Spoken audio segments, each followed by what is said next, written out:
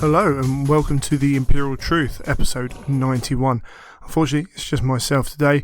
In trying to get the recording done to include Warhammer Fest, all of a sudden some stuff happened, real life got in the way, and unfortunately Neil couldn't make the date.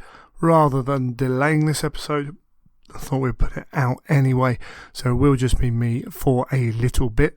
Later on in the episode, we've got Darren on to give his views on Adeptus Titanicus and the Horus Heresy news that came out of the Warhammer Fest and the whole weekend. Before we go on, let's thank our sponsors, Element Games. If you want anything plastic from GW, airbrushes, then head over to Element Games. The announcement of Adeptus Titanicus, that's going to be, we were talking about, I think we'll talk about it later, it's about £150 we're expecting the big box to be. Hopefully, we're still going to be getting the 20% off that in the pre-order week. So that's a considerable saving. And then, of course, on all the toys that come out as well. So we're looking forward to that down in August. But currently, we've still got lots of 40k stuff coming out. Lots of Age of Sigmar and lots of other things we can use as well. Head on over to Element Games. Click through the link on our website or use the link in the show notes to support the show. I will talk a little bit about the weekend away with CK Studios. Again, big thank you to Kat and Caleb. CK Studios was the course was fantastic. We had a great group of guys there. I think there were 23, 24 guys. I managed to sit myself down next to James, who's a good friend. So we chatted away during the course, and it was interesting. It was very interesting. I'm a guy, you've heard me talk about, I can put a layer of colour down on a model with an airbrush, but beyond that, I'm fairly struggling, or haven't really tried, to be honest. Haven't got the confidence, which is a big thing. And certainly, as we were going through the first day, and I know James and I were both a little bit unsure as to kind of how we were getting on with it, which I think a lot of people are. I think it's not easy to appreciate what you're learning until it all comes together. But we both used similar airbrushes before, and we both picked up Sotars through the guys, and we started with our own airbrushes and got used to them in a way that we never got used to them before, which is fantastic. And then we picked up the Sotars and started to appreciate the differences in airbrushing as well. So anyone who knows knows how to airbrush, is experienced with it. I think we'll appreciate these things completely already, but to us they were very novel. It's kind of getting the basics down, which was what we wanted to do. I felt within a few hours my brush control was getting better. Understanding the paint was that much easier, and then on top of that, the techniques, the simple techniques we were using to lay down the paint we were doing. And it should be noted, the first part of that course is a lot of colour theory, which is, again, building up on your knowledge and knowing what you want to achieve and then how to achieve it. Kat and Caleb, they came over the day before they started the course. I think if they came over again, they'd probably try and fit a day in. It was obvious they were very tired, bless them. I think Kat managed to find somewhere to sleep for an hour or so. The place we were in, Sanctuary, was if anyone's been to Sanctuary, they'll completely know. It's an old church and it's quite cold. This was a lovely, lovely summer's day, and we were all wearing our jumpers indoors, but it was if you've seen the pictures, it was a great venue in terms of the look of it, and the high ceilings could make sometimes the talking a little bit difficult, but it was pretty simple to get up and walk closer and it also helps actually when we were trying to see what Caleb was up to as well. So it kind of had that benefit of making me get up, and I can be quite a lazy kind of that'll do kind of guy with things like painting, and so that helps me kind of concentrate on exactly what's going on, so that's really useful. But a wonderful course. I've got a Dreadnought. I'm waiting for Kat to put all the pictures up. Actually, I could take my own pictures, but I think she took some better ones, so I will put the picture up of what I painted. I painted something red in the end because I knew this was a vehicle for learning, pardon the pun, but a vehicle for learning how to paint, not necessarily putting this model straight in my army. But kind of pleased with parts of it, kind of a bit annoyed with myself with parts of it for being a bit lazy, a bit, as I say, a bit that'll do on aspects of it. But after 2 days of working on that, I really feel that I understand, how to use that airbrush. So when things are going wrong, I now know roughly what to look for or how to fix it.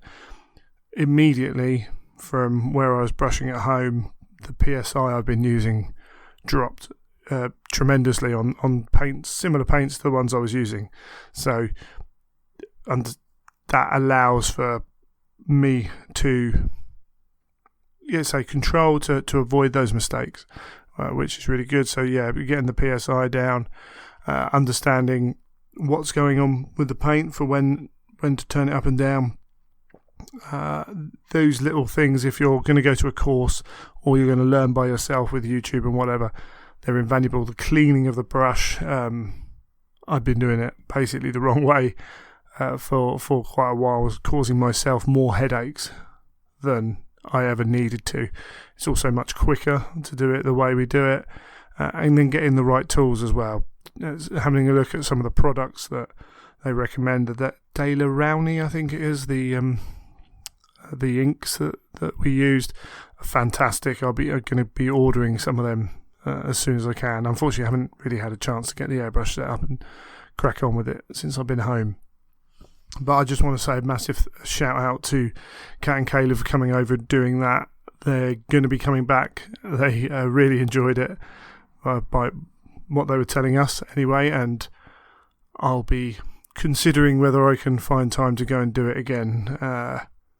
Some people will say I'm very loud and outgoing, but I can only do so much before I have to kind of get away to my own space. And I think I don't think it matters what group it has, because this can happen at the weekender as well. By the end of the weekender, actually, or there are certain times during the weekender that I will just go off and sit by myself and just recharge a little bit. And after 2 days, I was feeling very much like that. Whether I could do 4 in a row, I don't think I could.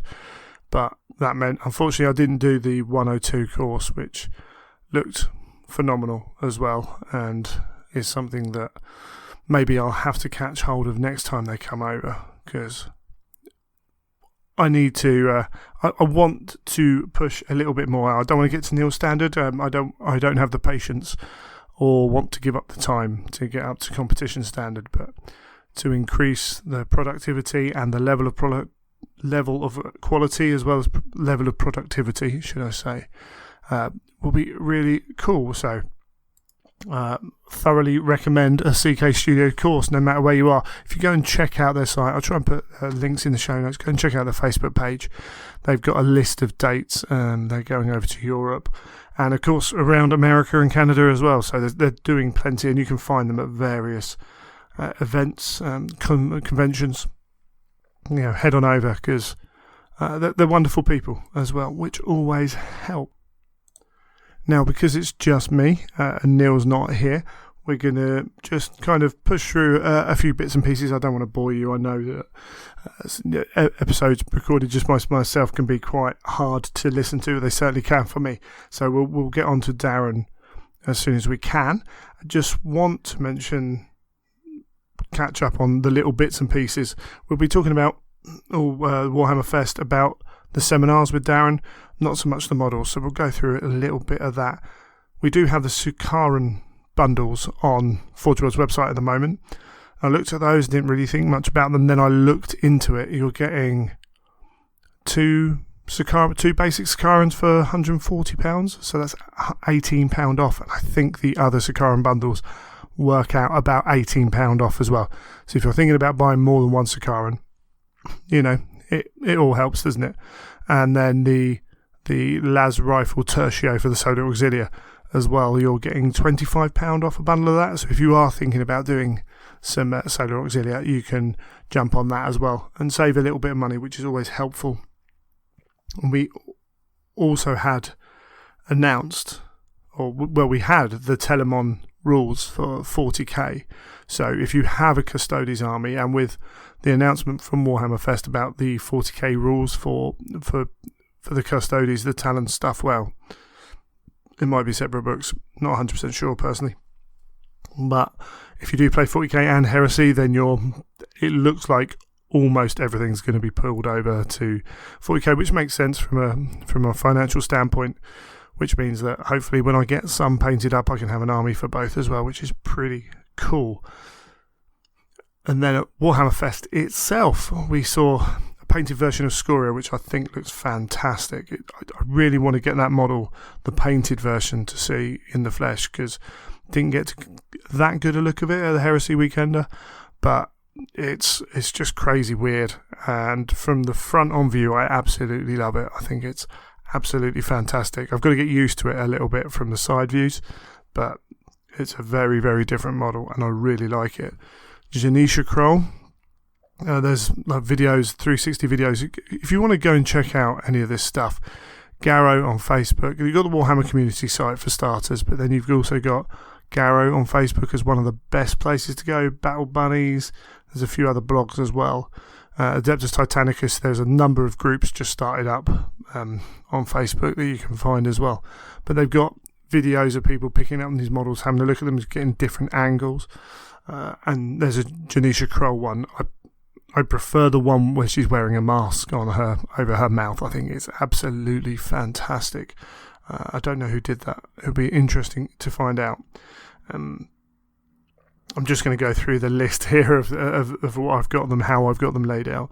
We had the Solar Auxilia Carnodon, so the equivalent of their Predator. And this is going to...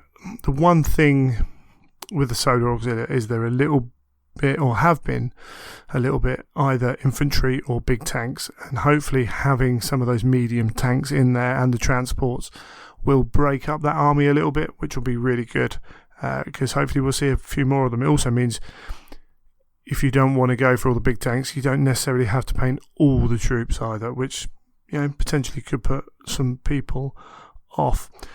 They showed off Alpha Legion Praetors. Again, the Alpha Legion stuff looks fantastic. I don't know who did these.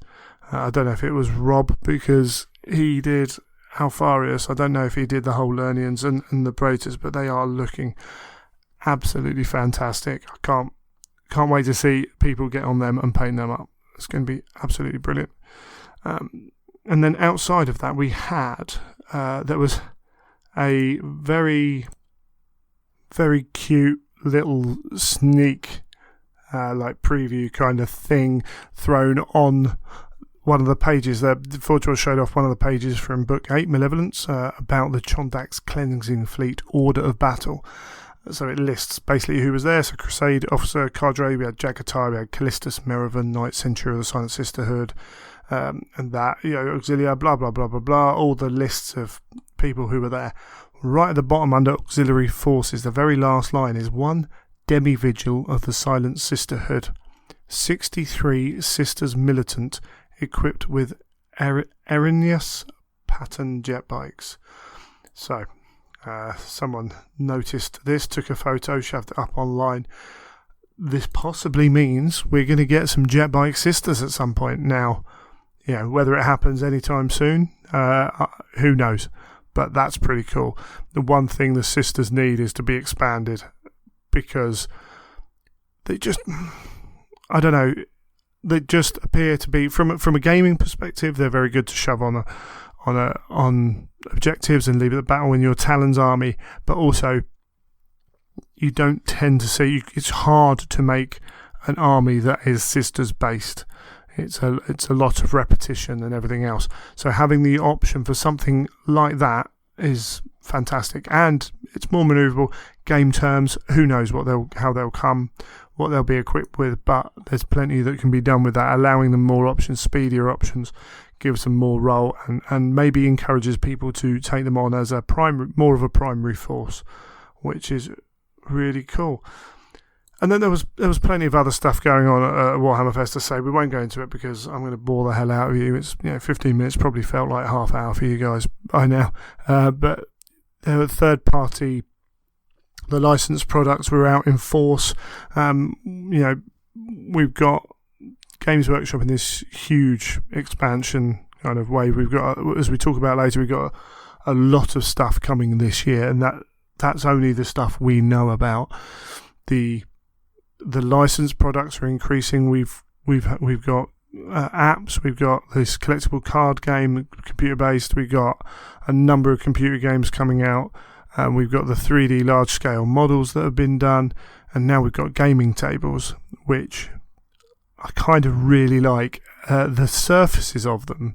So they're a black table with a recessed gaming area. It's fairly deep. I'm not 100% sure how much I like that. Checking line of it's fairly deep. There are a lot deeper, but it's recessed. Checking line of sight could be an issue.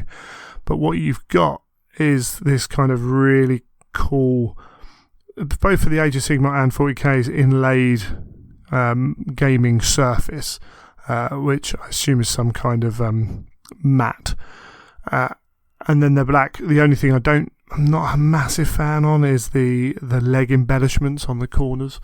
But if you had the space, something like that. Now there are plenty of other third-party companies that make their own. They're not as designed specifically with logos and stuff on, and a lot of them actually you can go and spend a lot of money on these things, and they look beautiful, to be fair. And there are cheaper versions as well. You can go and buy just the toppers, so just that, literally put it on the table you already own.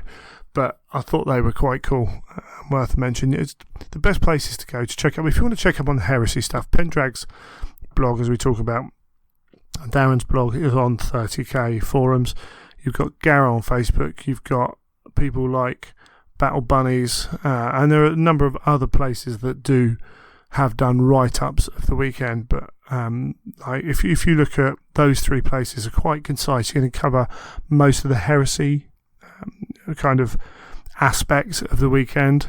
There was other stuff. There's plenty of other stuff going on. There was Age of Sigmar 2, which is a pretty big release if you're into that. And Warhammer Fest looked like something that I would definitely try and get to. Now, I kind of liked Warhammer Fest anyway, but it looked a little bit better this year from the reports I've heard from people coming back.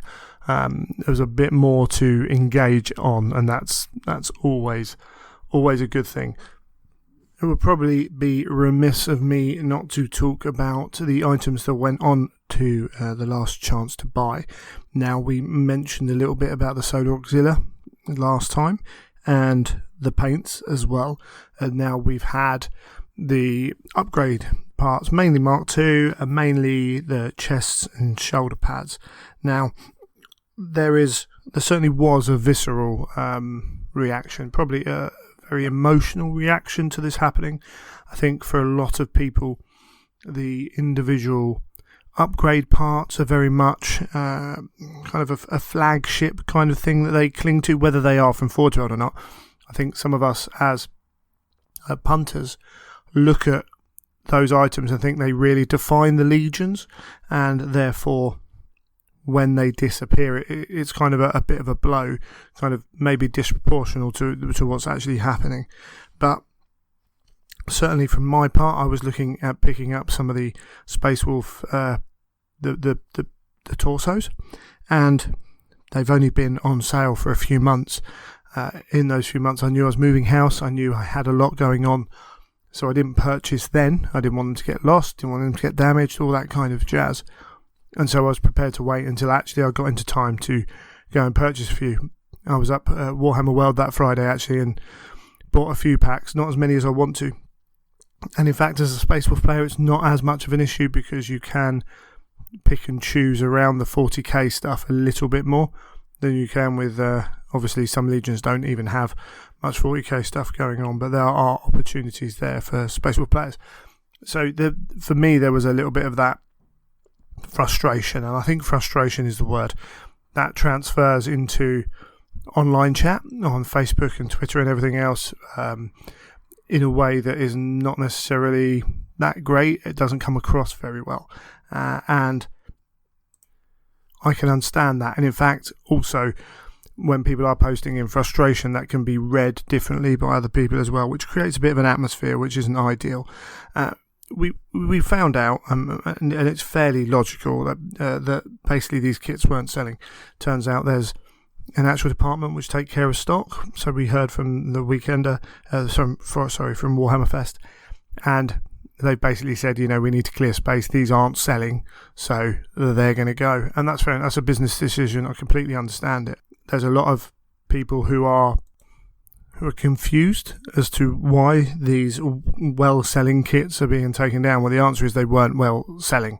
There's a lot of assumptions made from us on the outside. We don't have that kind of information at hand. It's only when something like this really happens, or you get the odd inkling about certain models really selling well. But by accounts, since the plastic bodies came out, the Betrayal at Calth and Prospero, upgrade kits in general have gone down in sale. Or certainly the Mark II, which is a lot of what we're dealing with, which are all resin kits. So, people are buying Mark IV Marines, chances are they're not going to put that many Mark II parts on them. And that's why we're seeing a lot of the heads stay, which is cool. The even more frustration comes from those people who are collecting those Legions who've already started down that path. Now, with the torsos, you can spread those models out around units. Like, some people do, some people don't, but say you've got 50 foot troops in your army, you can spread 20 torsos around for a bit of variety, and that can work. Or you can keep them for elites. That kind of thing can work. If you've chosen to do your whole army with shoulder pads, Legion-specific shoulder pads, and then they're no longer available, and you're only halfway through the army, that is completely understandable that you're a little bit annoyed at this decision. And again, that annoyance is at the fact that you can't get them.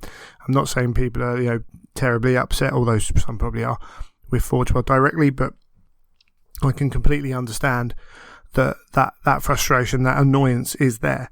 And again, what we said with the Solar Auxilia, that you might question, and the Elysians are a real example of this as well, where you might consider, unless I know it's going to sell well, am I going to invest in doing an army based on something like that? Moving forwards with shoulder pads, I don't know.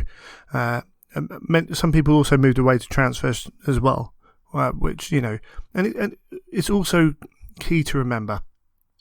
We've got 18 Legions in the Heresy. Not everyone plays Legions either. So of all the Heresy players, those who play Space Marines will play one of, or a few of, 18 Legions. So that pool for your projected customer base is split by those 18 Legions. And then within that, some people only like certain types of armour. So it's only marks of armour. And then within that, some people prefer transfers to these things. So you can see possibly why they didn't sell enough to be viable going forwards. Now, that isn't to say these will never be available again. Forge World have said that there is a possibility that some might reappear in the future. Wouldn't be surprised if we saw a little bit when Malevolence came out with Blood Angels and White Scars returning, to allow people to choose to do that. I think personally, if I was going to do that, unless I knew that I was only collecting a limited number of, say I wanted to do a 3,500 White Scar army and knew exactly what I wanted, then I might avoid buying any Legion specific stuff for shoulder pads for them. But that's for people to kind of make their own mind up about. There is always the case as well of a number of, like, anytime customers see something like this happen, there will be an outcry of, I always wanted some of them. Well, it turns out that we didn't want them enough to buy them then.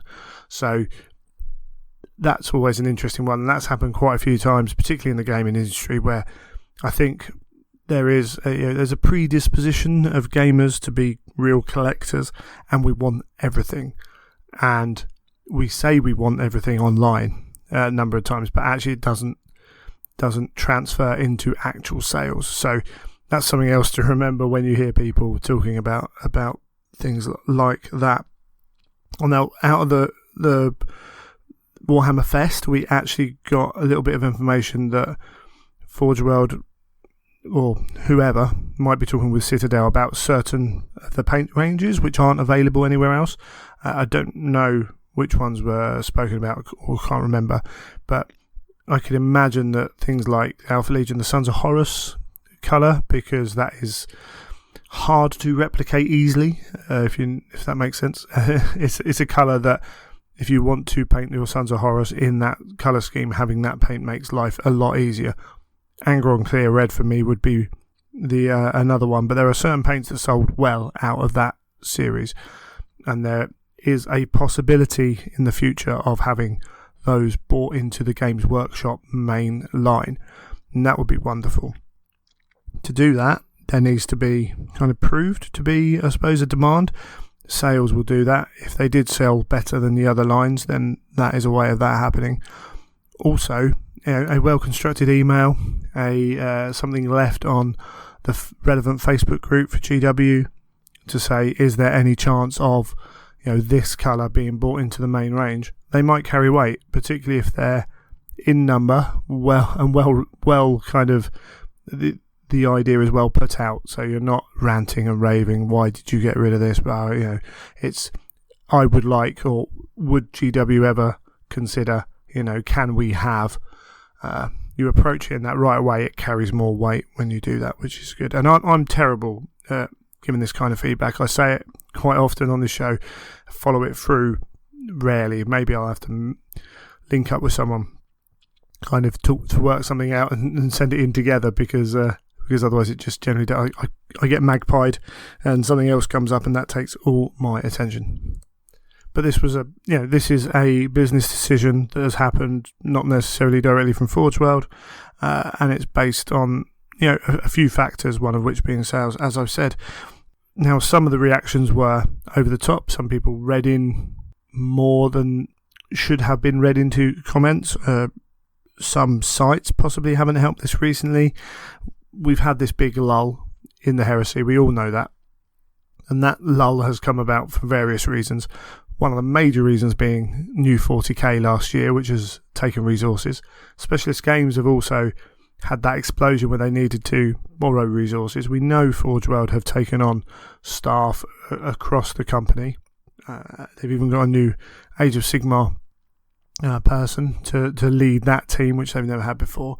And we've had this period where we've not had huge amounts of heresy stuff. We've had some cool stuff, but we haven't had huge amounts of stuff in. Assume that Horus Heresy is dying, is dead, it's not logical.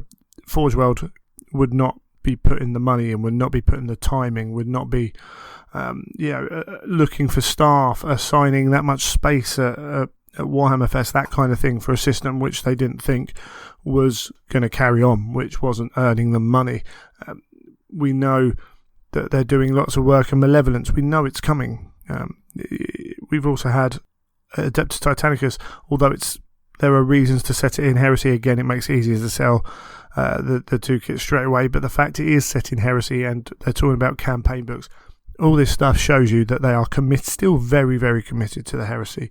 And maybe some of this lull, I've got a feeling that towards the summer and towards the end of the year we're actually going to see a fair amount of really cool stuff from Forge World. And I don't know anything. This is just based on what kind of listening, reading and watching what's going on in the build up to Malevolence. We're hopefully going to be getting some stuff coming out for that as well, and we can get back onto the time scale that we wanted to be on. But we're also seeing numbers of tickets in the independent circuit, which is only, let's be honest, right? The number of people who go to events, the number of people who play at home, they don't necessarily correlate as to how well something's doing. But we've got 92 players signed up for London Heresy. You've got the Geno 5-2 guys selling out their tickets very quickly. We've got the 120 places available for the Heresy camp in Texas. We've got podcasts coming up who are interacting with people. And there's a lot of the similar names and things like that, but there's a lot going on in this community. And I know this, within the community there's a tongue-in-cheek heresy is dead thing, but some people do believe that. Some people are worried. In certain areas there are scenes that have disappeared because people have gone off to play the new game, and that happens whenever a big game appears that can drag people away from whatever game they're playing, and that's fair enough. Some people like 40k, some people don't like 40k. Cool, go and play whatever system makes you happy. One of my major things to come out of all this is actually communication. Now, when on the Friday morning when this happened, it was thrown up as last chance to buy. And we talked about the pros and cons last episode of the last chance to buy system and the fact that there's no warning that it's going to happen. And do you give warning and then sell out immediately and have people gnashing their teeth, or do you just throw them up and allow people potentially not to realise they've gone up for sale and miss out that way? I don't think there's a good answer there. Forge World, there was some mention of maybe having a print to order period of time for certain things down the line. I think that would be really good. Of course, that would probably need the new factory to be set up. I don't know on that, so that might not happen for a while. Yeah, it might not ever happen, but the fact they're looking into it or considering it is a good thing as far as I'm concerned. But we had no communication about what's happening, and to be fair, lots of questions on the Forge World Facebook page, and they were all answered the same way. They're going away, but that doesn't mean they're going away forever. Heresy's still going. And that was reiterated at Warhammer Fest. Everyone talking. In fact, I saw a few people from Forge World getting from their side getting frustrated with what was coming out from the fans. However, I think if you just put up last chance to buy with no real indication of what's going on, then the customers will make up their own narrative. So without a narrative coming from the company, we will make up our own narrative, and that is almost always going to be wrong and over sensationalized. So that's not a great way for things to happen. I think there is potential for just a small statement to come with it, the email, and that's the other thing to remember actually before I go any further. Forge World don't handle that. Warhammer community handle almost all the communication now for GW to fans in that respect, and it's them that we should be kind of politely asking for this stuff more from, and it's hard because many of us kind of are aware that Forge World people are around on the community, and it's easy to kind of go to them, but they don't handle a huge amount of that. And so to get Warhammer community maybe with that email that comes out just to say these are going away, they might not be going away forever, we are still carrying on, would save a lot of questioning, and I know from their point of view within the company, they know, and from chat I had, there was a bit of confusion as to why people were thinking this, and it's like, well, this will happen while we don't know, and people were saying the communication's good, and it's like, it's good to a point, but it's frustrating, and particularly within the Heresy, we've seen Warhammer TV and the blog as well, Warhammer Community. We see a lot of Age of Sigmar and a lot of 40k, and that's completely understandable. 2 main game systems, we're all going to appreciate that. On Warhammer TV particularly, they have their Thursdays, I think it is, where they do other stuff. We've had a lot of Lord of the Rings on there, well, not a lot, but a reasonable amount. We've had Blood Bowl on there, a reasonable amount as well, and we've had 2 or 3 sessions of Heresy stuff. We've had some pre-shows when Tony went on there and showed some stuff off, and on Warhammer Community on the blog, I wrote up a couple of bits about the events around London Heresy and Blood and Glory, and we've had the building an Imperial Fist thing, and outside of what's new, there hasn't been a huge amount of news. In fact, most of it's been, we're getting 40k rules for Heresy stuff. As an outsider, it doesn't look like Heresy's being that well supported, and I was talking to people about organising events, and they're like, well, how many tickets do you need? Isn't the Heresy like struggling? And it's like, well, actually no, and you give them the information that we know that, I've 90 people for this event, 50 people for this event, that event sold out in 2 hours, and they're like, oh wow, because they don't know, because maybe we as a community don't interact with them, but also because Games Workshop's the community team aren't putting it across as much. We've seen on Warhammer TV, I think we've seen 2 games of Horus Heresy. We've had the game from London Heresy last year, which was only on TV because new 40k was coming out and they were playing old 40k in that system, and it seemed a bit pointless to play all the games of an old system and talk about an old system when the new system was coming and everyone knew it. So we got a game on there, and that opened a few people's eyes. People confused by Mechanicum and stuff they'd never really seen before. And then we also had a game on the stream, which was a long time ago now, and they restricted what they took to try and make it kind of comparable to 40k, so that people could follow along. And since then, we've had nothing from the Heresy game system. We've had authors on there talking about stuff, and as I say, Tony's gone on there with some models and things like that, but there hasn't been a huge amount. Little bits from the Heresy Weekender, but pretty limited.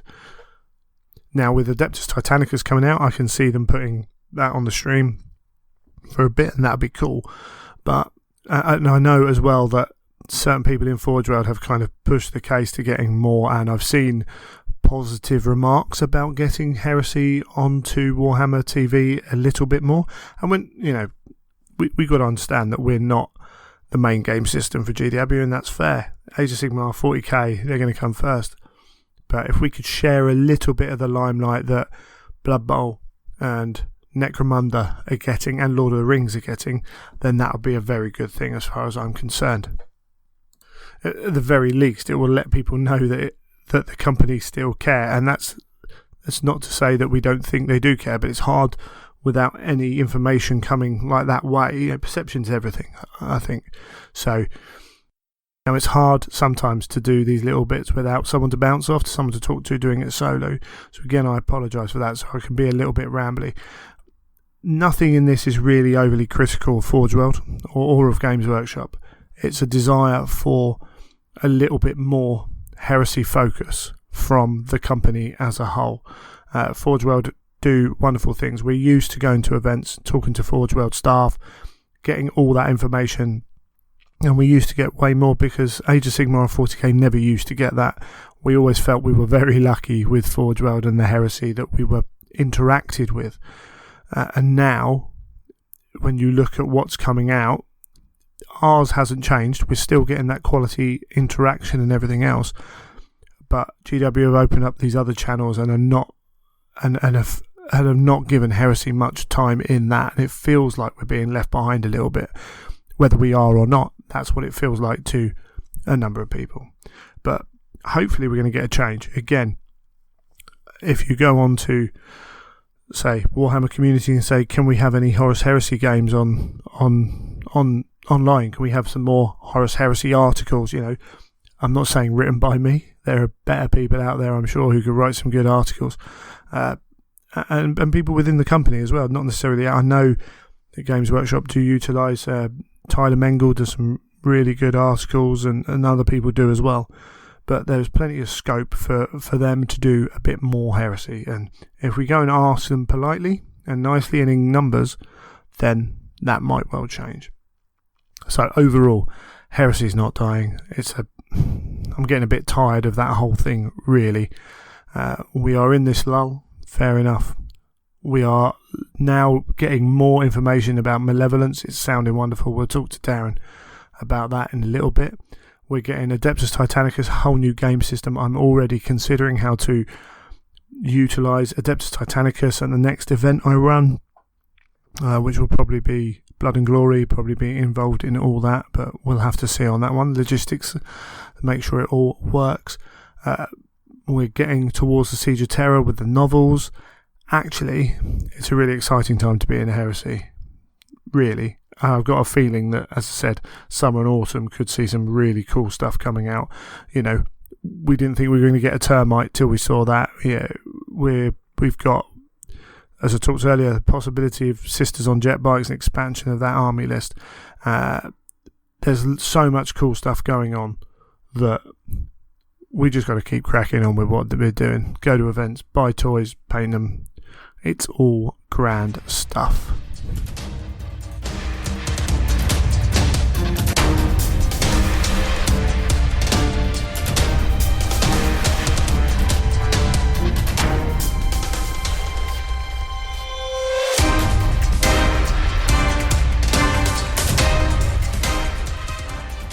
Joining me now, we have Darren, or Pendrag, from the 30k forums. Hello. Hello there, how are you? I'm wonderful. How are you? Yeah, good, thanks. Had a good weekend.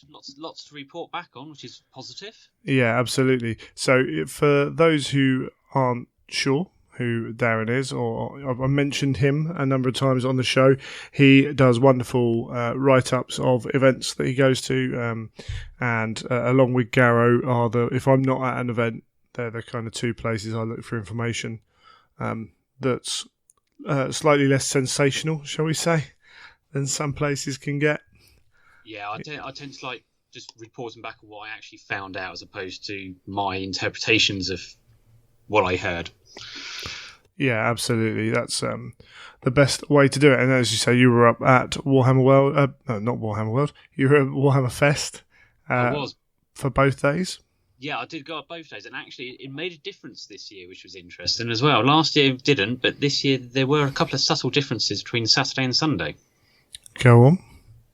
They were just on the Sunday. They just had a couple of models out, which they didn't on the Saturday. So, like in the specialist games, they had like the Blood Bowl cheerleaders, a couple of hired guns, and in the main GW studio, they had a couple more Nighthaunt and Stormcast models, which they didn't on the Saturday, which is quite interesting. Right. Okay. So that's similar to the way they've done with the Weekender. Yeah, and I think that's probably a model we're going to see going forward, to be honest. If it's a 2-day event, I think we're going to see more models coming out, or additional models on the Sunday than we did on the Saturday.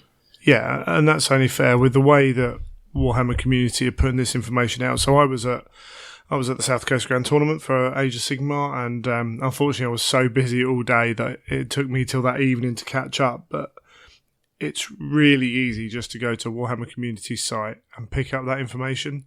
You're going to get some of it a little bit quicker, maybe through Facebook or Twitter, but a lot of the pictures and the big announcements are all going to be on that site pretty early.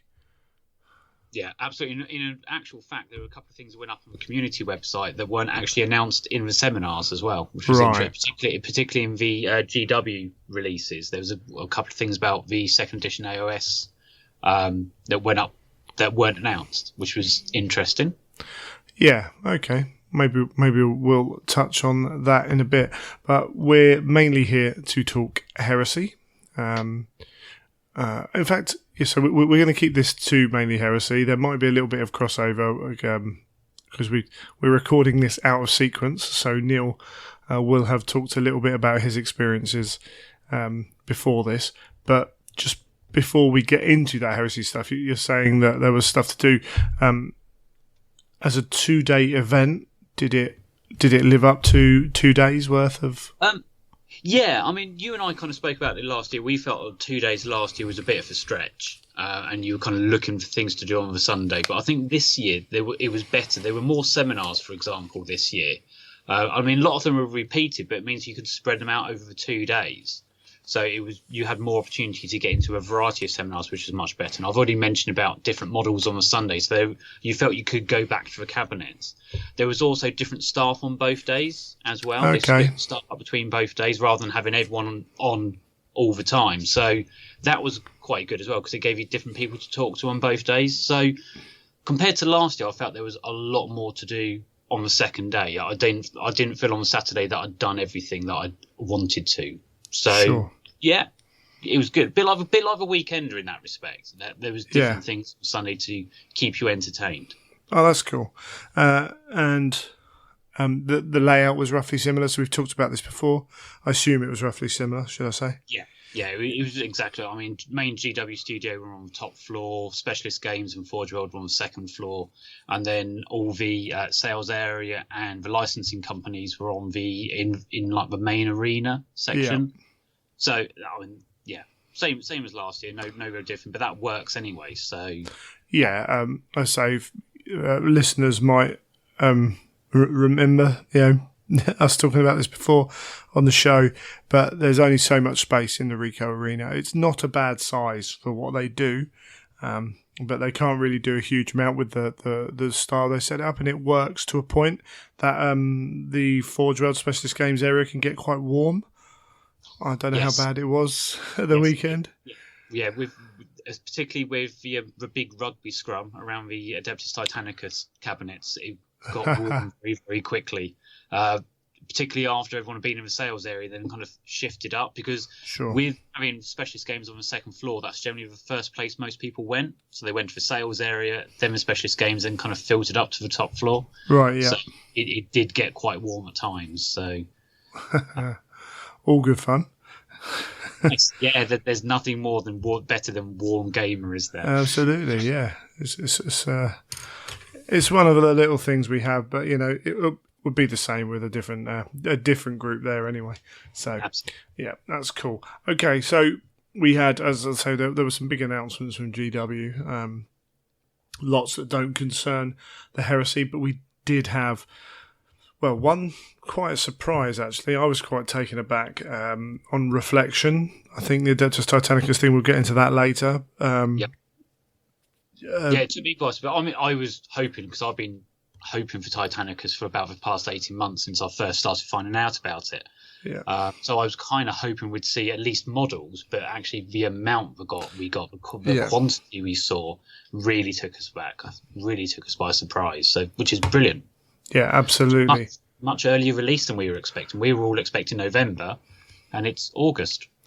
Yeah, and I think actually, stuff it. Let's talk about Adeptus Titanicus now. We've started. So so the Age of Sigmar 2, whatever, the second edition or whatever it's called, that was something that was it was revealed on the live stream on Warhammer TV. Don't know whether it should have been, but it was. There are some beliefs out there that it's being pulled forward a little bit early, because normally we get an edition in July, and it's being put as June now. So who knows? But I'm not sure. I mean, we've got the Age of Sigmar Open Day in June, right at the end of June. So a lot of us are thinking it's going to coincide with that. Yeah, I think maybe that might have been where they wanted to reveal it. Yeah. So, but who knows? Whatever, it doesn't really matter, does it? But we've got Age of Sigmar 2, we've got Adeptus Titanicus, Warhammer Underworlds 2, Rogue Trader is announced for late this year. Yeah, Kill Team. That's just the stuff we know about for this year. Yeah. Plus, we know that we've got army books for 40k. We were going to have armies for Age of Sigmar. And other bits and pieces, and actually, when you start to look at how much they've got to do, even if it's just those 5 big releases, we're on the 5th month. They've only got 7 months to do that in. Absolutely, so it's getting, the release schedule is getting heavier and heavier and heavier. Yeah, and that November release slot that used to be the traditional Christmas release is now a bit more up for grabs. Yes, it is. So and they're going to try and spread things out as well. So you're going to get a release every couple of months or whatever. But, I mean, even last year, Shadespire, Warhammer, Underworld Shadespire came out a month before Necromunda. So, it's slightly less predictable than it used to be, shall we say. Yeah, absolutely. I think they're keeping us on our toes. I think, in a way, it's almost like they're playing us. We've kind of seen a model of what we expect of releases each year, and now they're kind of switching on our heads, making us kind of think a lot more about what's coming up. Obviously, the community team are quite good at giving us advanced warnings on things like Rogue Trader, although I don't particularly think that was a planned. I believe it wasn't. Judging by the pictures we all saw online. But things like Kill Team, they announced that LVA was Adepticon, wasn't it? Yes, it was, yeah.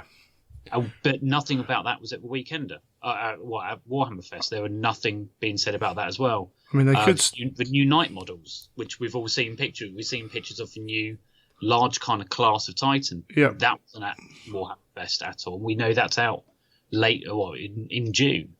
So there were a few surprising omissions from Warhammer Fest. But then there was some surprising additions like Titanicus. Yeah, absolutely. And it's one of those things now. It is just because of the pace of what they're releasing and what they're doing.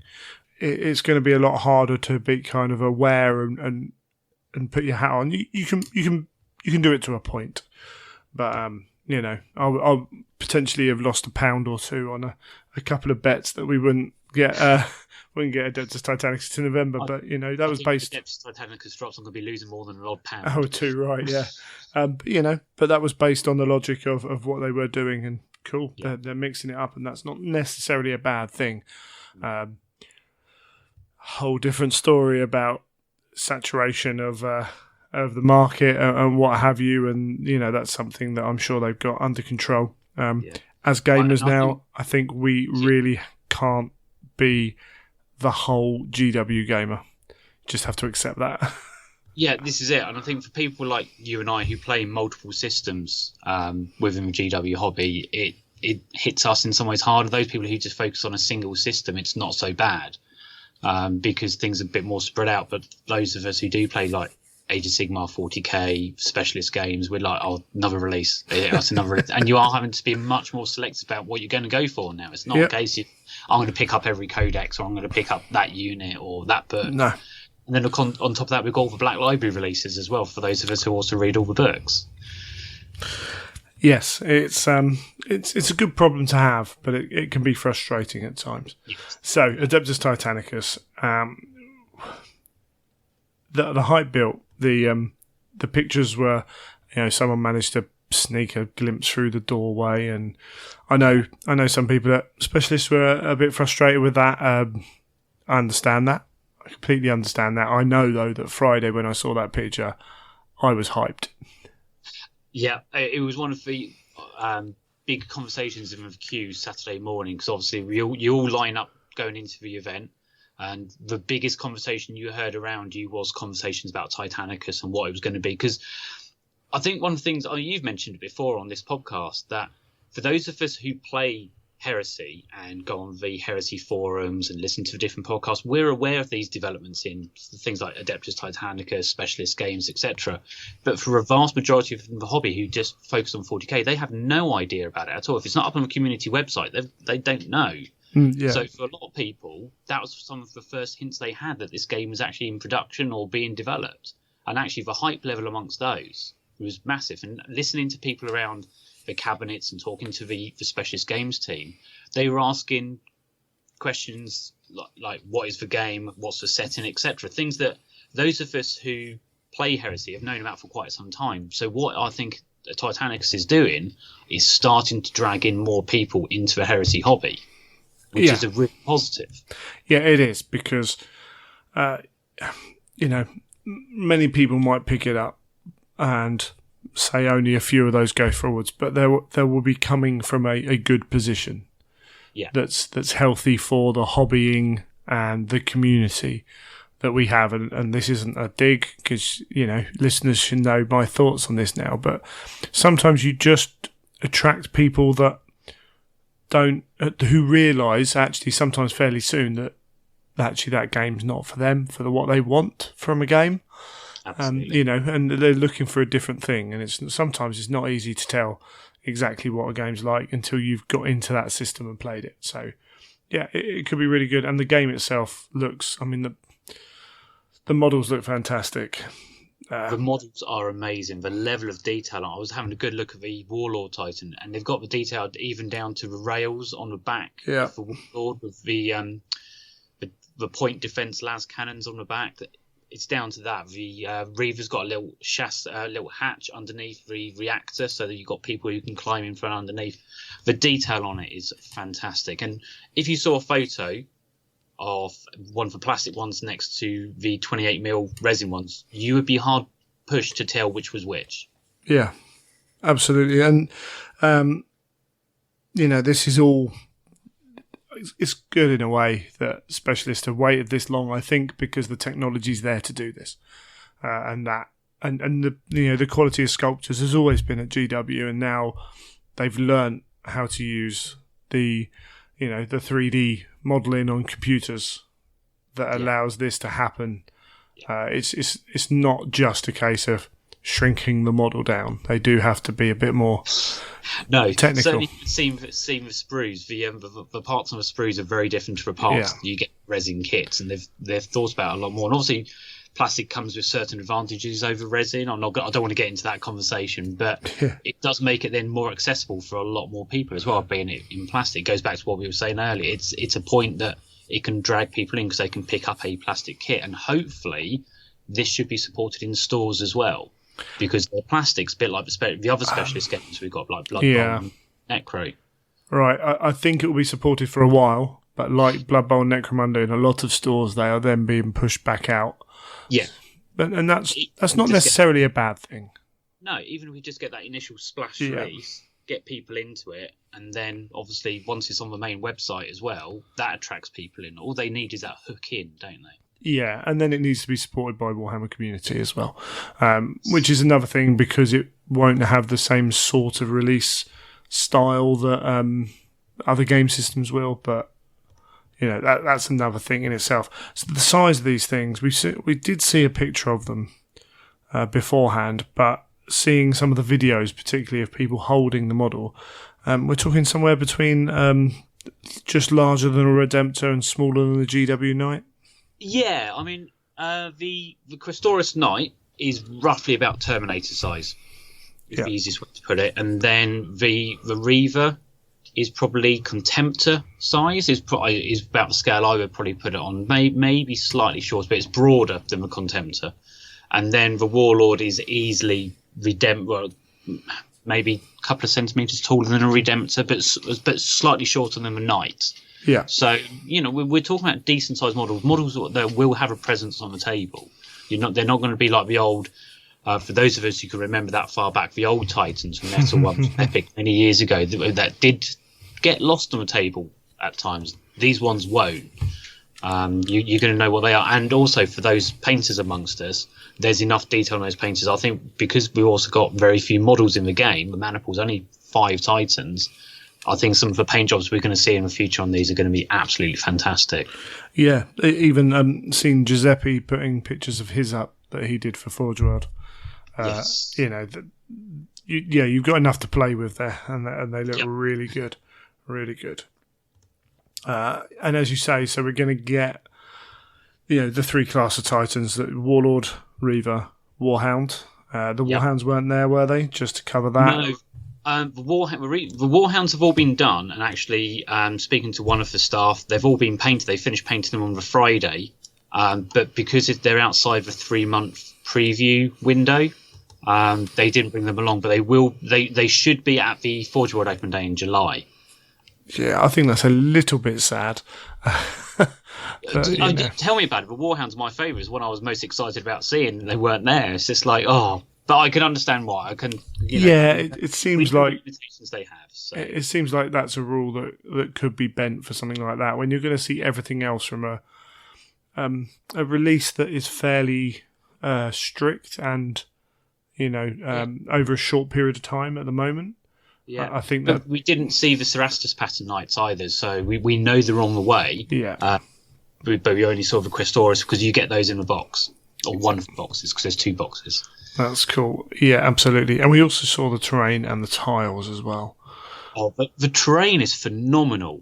It is some of the best looking plastic terrain I've seen out there, and obviously there's a lot of third party terrain you could use at this scale, but actually the GW stuff is. Well, as we normally expect from their plastic kits, is amazingly modular. You can do so much with it.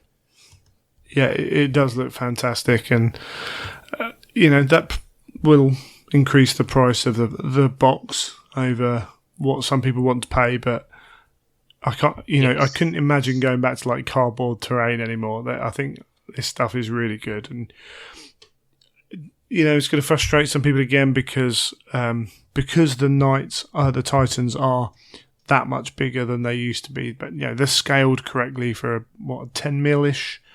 It's roughly about 10 mil. Yeah. From what I could work out, I mean, I'm sure there's maths people out there who are calculating it out there in the evening somewhere, but I reckon it's about 10 mil. Yeah, and they also have made sure those Titans are roughly they've worked out the ballpark heights that they should be, so they're a lot tighter on the law in that respect on these guys, and that you can have different sized warlords and stuff like that, so that's fine. But they've nailed that, so the terrain's bigger. So obviously the people who used to play Epic and old Titan Legions, they can't necessarily, that terrain won't do the job, but I would probably argue you can, because at the end of the day, not all buildings are the same size anyway, are they? So you could argue you could still use it. I mean, I know I've got some 10 mil terrain from other game systems I play that I know I'm going to drop into it. They may not match alongside the Games Workshop stuff exactly, but it's going to be usable because buildings are buildings at the end of the day. Yeah, absolutely. That's fair, but us as gamers, sometimes we like things perfect in inverted commas. Yeah. I'm not going to comment on that. Exactly. That's just another issue. The knights as well. You did mention the knights. They look fantastic. Again, when you get down to that level, you've got the detail on them to see extremely clearly. I think they've picked a really good size for it. Had the knights been much smaller, it would have been a little bit.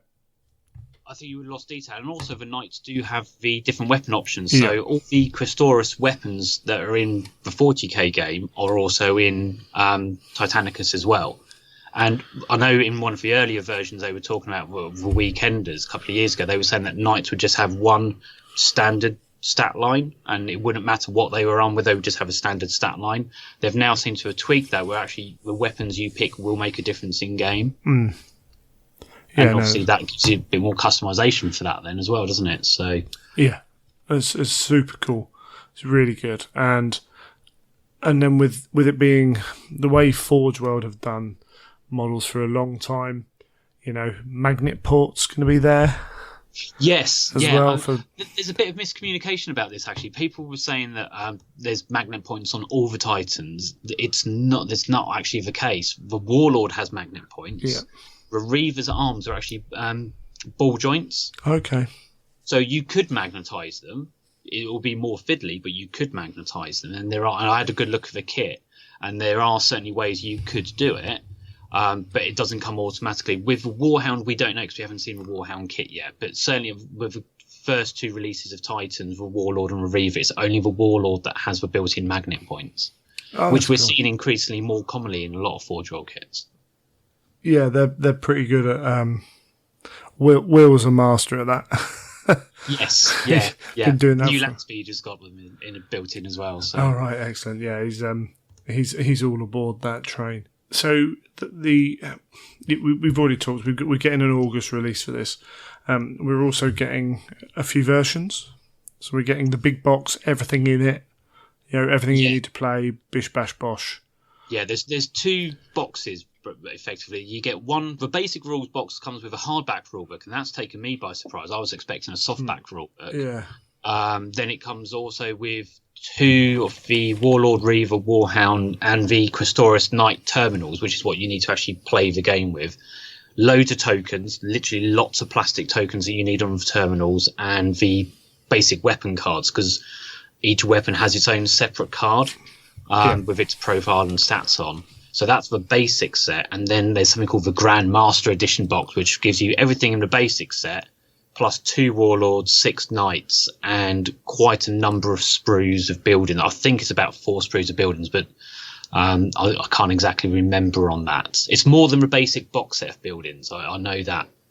Sure. So it's get quite a lot, and from what I heard a couple of times from staff is effectively the price point of that will give you one of the Warlords for free. Yeah, that's a reasonable, and we can, looking at the size of those Warlords, a reasonable guesstimate, £50 to £60, maybe touch more. Oh, I think it'll be a touch more. I think with the amount of plastic, is probably close, similar to one of the Knights, sure, possibly. So I think it could be more about a Knight price point is where I would be leaning to. If it's cheaper, I'll be even happier. Yeah, but I'm leaning more towards a Knight price point, just because I think if I'm aiming for that, then if it's cheaper, I'll be pleasantly surprised. Absolutely, yeah, controlling your disappointment. So yeah, okay, maybe like that £60-70 mark. That's it's a good piece of kit. They're very detailed. The one thing you would have to look at is this game, as you said, is designed around one mana pool. It's designed around one mana pool, and a mana pool is minimum of 3 Titans and a maximum of 5, and then you can add Knight banners into that as well. And a Knight banner is anywhere between 3 and 5 types of Knight. And I think you have to run all the same pattern. From what kind of hints have dropped over the same weekend, your banner is either entirely Questoris or entirely Cerastus pattern as well. Cool. So, you could argue, well, I don't need many models, but certainly most people I was chatting to over the weekend said, well, I'm probably going to get 2 mana pools because then I've got a pair. I can pair them up. Yeah, but the beauty is 5 titans. You've got your game and your knights. So actually, £70 for a warlord is not overly burdensome because you are only collecting 4 more big models after that. That's it. And if you're going for more of a mana pool of lighter titans like Reavers or Warhounds, then price is going to drop down even further. So, and certainly a lot of people I was chatting to were talking about getting the Grandmaster edition and a basic rule set, and then splitting the thing between a couple of people. So dividing things down, sharing the cost that way. Sure. So there's multiple ways of doing it. It depends on like your gaming group and how far you want to go with it, really. Well, absolutely. But the important thing is that buy-in is that that 5 models. The fact that you will want different Legio because you're going to want to run 5 Warhounds one day, Reaver and 4 Warhounds or whatever, and then a Warlord the next time, and different weapons options, and you don't want to magnetize. So, but that's down to the player, and that's gamers will do it, but the fact is you don't have to. Well, it's the same like any game, isn't it? Yeah. We've got, we know there's some people who just buy a 40k army to a set army list and that's it. They'll buy that and then they'll move on to something else. Or then there's the people who build up vast collections of one army because they want different choices to have. This is exactly the same. You could just say, right, I'm going to buy 3 titans. That's my mana pool. I'm going to go for that. I really envy those people who can just pick one 2,000, 3,000 point army, and that's that army done. Ooh, yeah. I don't understand that theory personally. Pretty alien to me. So the other things they were talking about. So this is the heresy era, but potential. They haven't said no about expanding that into a 40k era game. No. That was a really interesting thing, because up till now it's always been, no, it's just going to be heresy, it's just going to be heresy. And then in the seminar they did pretty much announce we're going to see how the game goes. If it is popular, then we can look at expanding it for Xenos races or 40k in the future.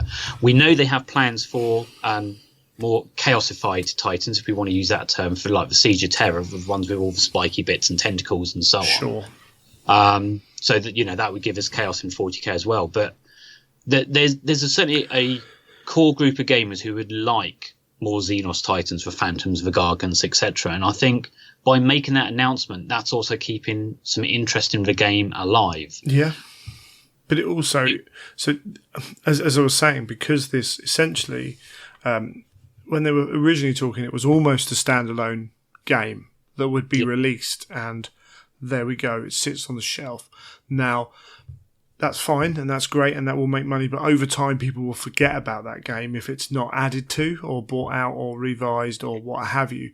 The ability to then go a year, 2 years down the line to bring out Chaos, 2 years down the line then to bring out a book with Orcs and Eldar, 2 years down, again doing Necrons and what have you. There's huge scope, and it sells the original game again as well. Absolutely.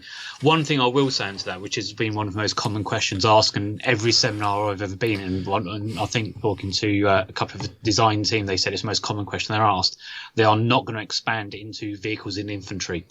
No. This is not going to become epic. This is just for God Engines. This is just for the Titans. Then they don't want to add in infantry vehicles at all, because it's going to overcomplicate the game and it's going to take away from the core part, which is the Titans. So that's not to say we're not going to see an epic re-release at some point in the far future. I think, to be honest, considering the popularity of epic, they'd be silly if they don't. But Titanicus is just Titans. That's it. Sure, yeah. And did you get to play the game while you were there? Titanicus? Yeah. No, I have seen it played. Sure. Not this weekend, the weekend before they ran a 28mm version of it. I was in there as well. And there's a lot going on. It's a busy game. It is a busy game. And in the modern game environment, those games, to add into that another game, which would be the epic part of it, it doesn't seem like that would ever happen. No. It goes against, like, back in the early 90s, even in the mid 90s, particularly in the 80s, that was a lot of gamers wanted, with that complexity with so much to choose from at the moment. It would be an error. Yeah, absolutely. I think for me, what makes it is you could run this as a single Titan versus a single type, particularly if you're doing Warlords, and level of complexity is enough that you could play that and it would keep your interest. If you then scale that up to 5 Titans and the complexity involved in that, because you're managing your reactor, you've got individual weapon profiles, you've got command orders, you're repairing systems at the same time. There's a lot going on. And if you then start rolling in, well, I've got that infantry battalion to move forward, I've got these rhinos to move forward into that section, too soon it's going to get too complicated. And we know what games are like. If it gets too complicated, they disengage from the system and they walk away from it. So I think the balance they've got at the moment is good, because it will keep people involved in the game, active in the game, and wanting more from it in the future in terms of releases. Yeah, absolutely. It's going to be cool. And on top of that as well, we're going to have like army lists, effectively army lists for different legios with different rules. Yeah, they didn't go into an awful lot of detail about this. But I think what we need to remember is the Titan legions are all set up very similar. A bit like your Astartes legions, they all have a core similarity. At their centre, they are effectively the same. But then each Titan legio will have specific rules, or they'll be allowed to manipulate the mana pool rules, so they can have different types of Titans in different ways, or they could get advantages.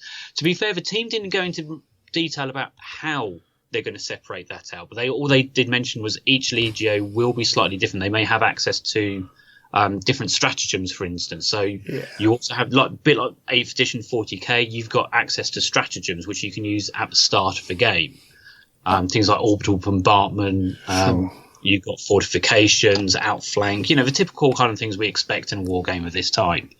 Yeah, and it's also used as a balancing mechanism. So, for example, if one person's running a mana pool of lighter Titans versus a couple of Warlords, there's going to be an imbalance of points there. So that balance is made up by extra stratagems. Sure, yeah. It's I like it in terms of it's adding that flavour in, rather than being, another kind of step of the game. It's just that little bit of flavour to what you're doing to separate the legions out and things like that as well. So that sounds really good. And there was talk about campaign books. Yeah, I mean, when they originally talked about it, particularly in the Titan Death seminar at the weekend, they made it sound like the campaign book was going to be, or the campaign section was going to be rolled into the main rule book, and that's certainly the way I was interpreting it. I think to speed up production, they've just or to make more money, because shockingly these are a company that want to make money from their product. They've rolled the campaign book out into something different, and the campaign is the Titan Death section of the Beta Garmin campaign, which is the big God Engine event, which is taking place alongside the massive infantry battle of the Beta Garmin. Yep. And once again, we haven't had many details on that campaign book. We can assume it will probably have a selection of linked scenarios. There were some suggestions there were going to be more Titan Legions, because Beta Garmin has about 14 Titan Legions taken part in it. Sure, yeah. So that's probably where we're going to get the bulk of our extra Titan Legion rules, because we only get Gryphonicus and I believe it's Mortis in the book. It's the Traitor Legion with a red and black colour scheme. I can't remember the name of it, unfortunately. Yeah, it might be. I mean, they are the flagship Titan Legion for the traitors, aren't they? Yeah, absolutely. So other than that, other than possibly linked scenarios and extra Titan rules, we don't know what else in there. We don't know if there's going to be, like we have a bit in Necromunda, where you can advance your Titan along, you can make adjustments, or does it depend on modifying a Princep or so on? We don't know at this stage. They didn't really release enough detail about it, other than telling us there is a campaign book on its way. And there was no timeline to that. They just said it's on its way. And I think a lot of people have made a very quick assumption, that must mean it's 2018, because the box set is out in August, so it must be this year. Knowing how Forge World and Specialist games work, and knowing we've still got at least Gang War 4 and 5 to come out, as well as Blood Bowl releases, as well as whatever else is coming up, I would be more looking at 2019 for a campaign book. Personally, is where I would be leaning more for. Again, it works two ways. So by not including the campaign book in the box, people aren't crying over the fact that they have to spend the money to have that campaign book. You know, even if it's only a £10, £15 markup, that will affect some people, and you know, some people just won't need it. They'll be happy to play without it. Other people want to get it. Some people might just buy it itself if it's got enough information in it, who don't necessarily play the game as well. And as you say, it's another money spinner. It's another way to keep interest going.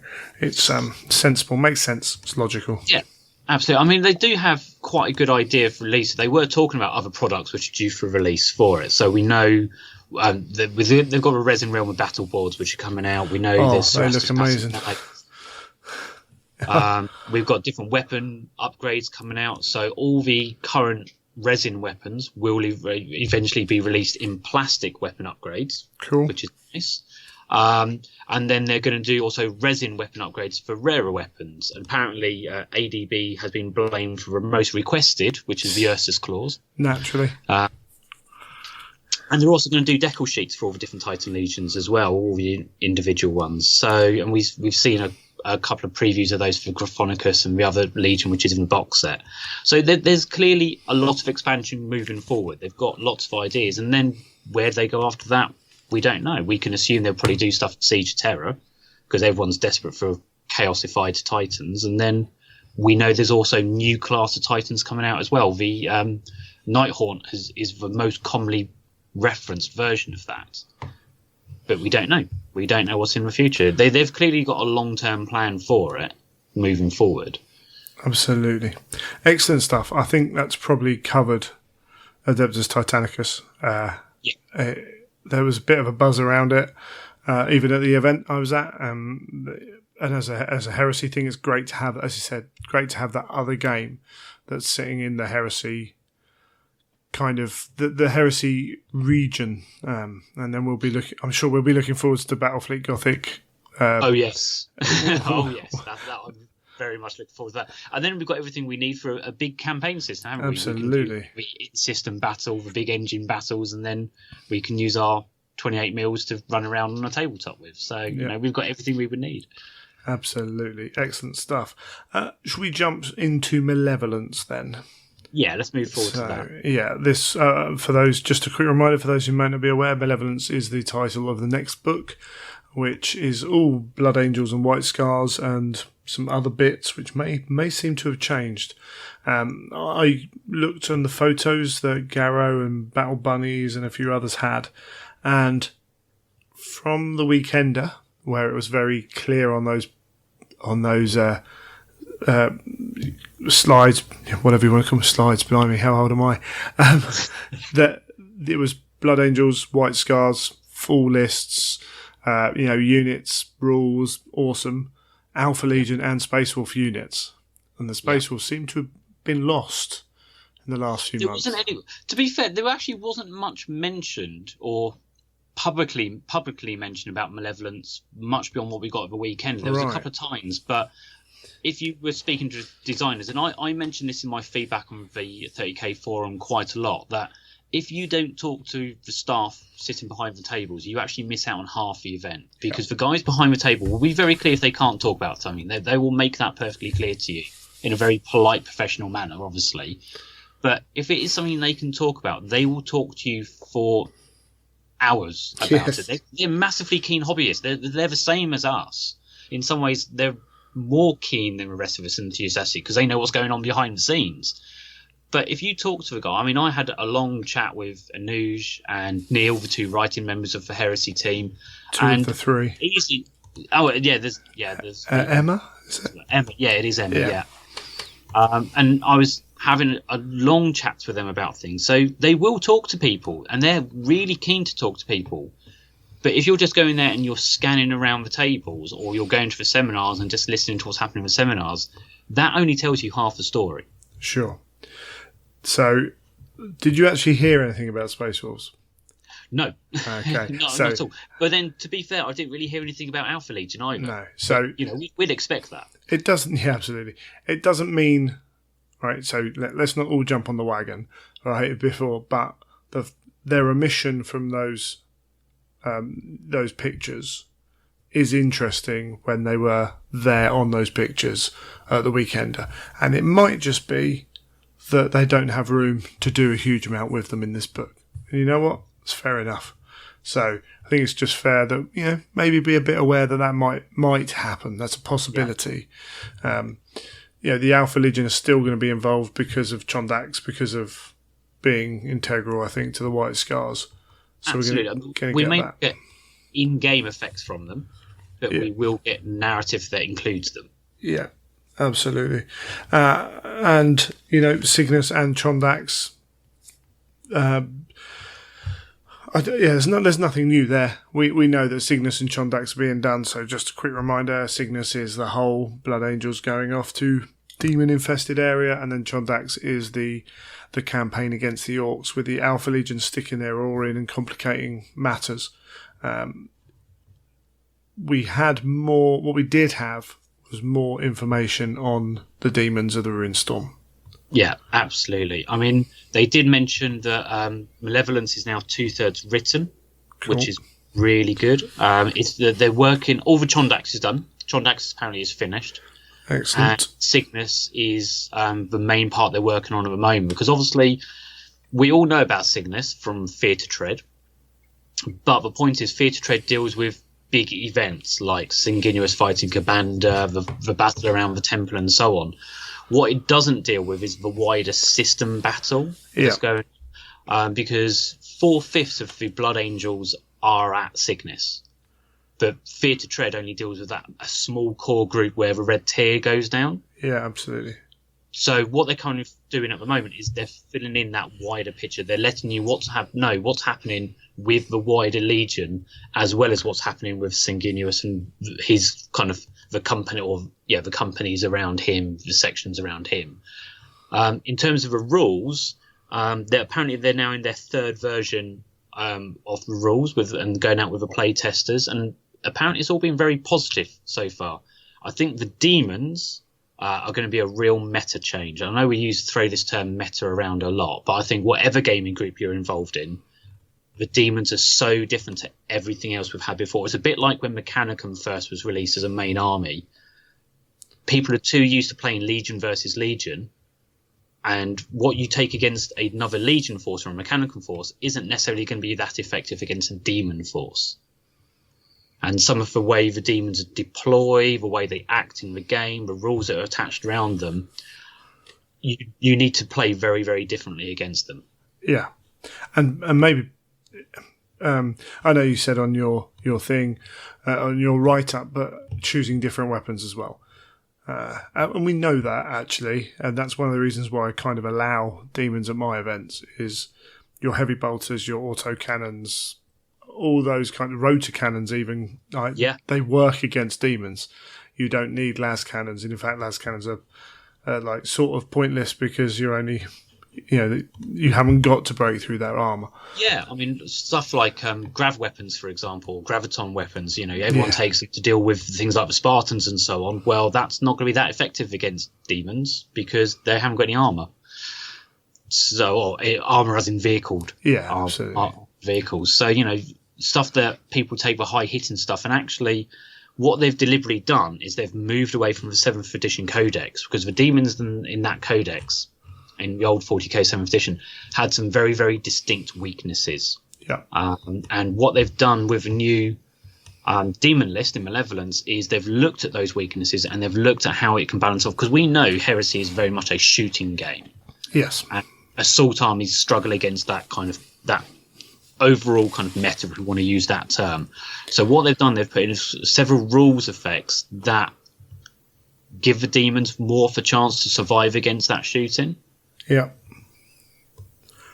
Yeah, and it has to be done. I like what they've done, or what they're contemplating doing, because these aren't finished rules, again, subject to change.